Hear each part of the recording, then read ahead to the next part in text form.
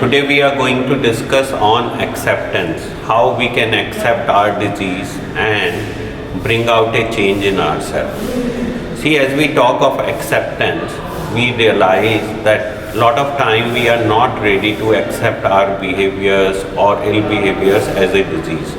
We think it is part of our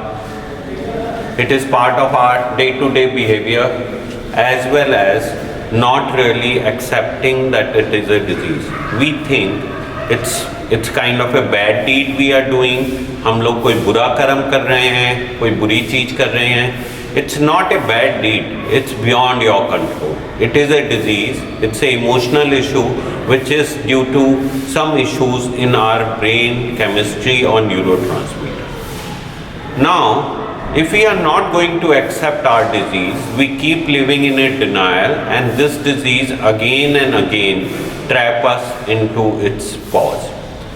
बार बार हमें बीमार कर देती है और कॉज बन जाती है, जिससे कि हम दोबारा से इसकी गिरफ्त में आ जाते हैं और हम डिनायल में चले जाते हैं. एक्सेप्टेंस को हम 3 तरह से सिंप्लीफाई करके एक्सप्लेन करते हैं. फर्स्ट पॉइंट होता है उसका कि भाई ये जो हमारा बिहेवियर है ये एक बीमारी जैसा है.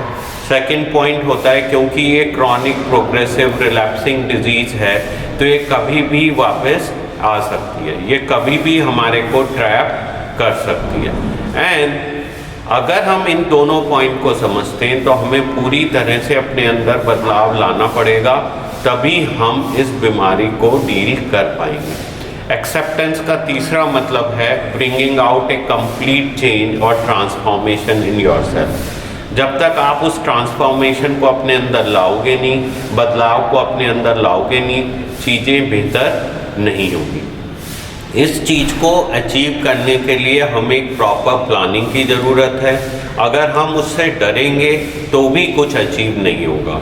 हमें एक अपनी पूरी रिकवरी का प्लान बनाना पड़ेगा, और उसका जो बेसिक है वो है how, HOW, honesty, open mindedness and willingness to change. इन चीज़ों को अगर हम अपने बिहेवियर में इनकॉर्पोरेट करेंगे तो हम अपनी लाइफ को बेटर कर पाएंगे और अपनी बीमारी को बहुत हद तक काबू में रख पाएंगे. Defeat is the wrong word. हम अपनी बीमारी को कभी भी हरा नहीं सकते. हमें बीमारी के साथ ही जीना सीखना पड़ेगा. जैसे किसी जने को एक एलर्जी होती है, वो एलर्जी दबी रहती है, छुपी रहती है, और अनलेस अनटिल वो उस एलर्जन को ना ले तब तक वो वापस नहीं आती है. उसी तरह से हमारी रिकवरी और हमारी बीमारी के बीच में फ़र्क है. अगर हम अपना ख्याल रखेंगे और HOW वाला प्रिंसिपल को अडॉप्ट करेंगे तो हम अपनी बीमारी को कंट्रोल में रख पाएंगे. All the best.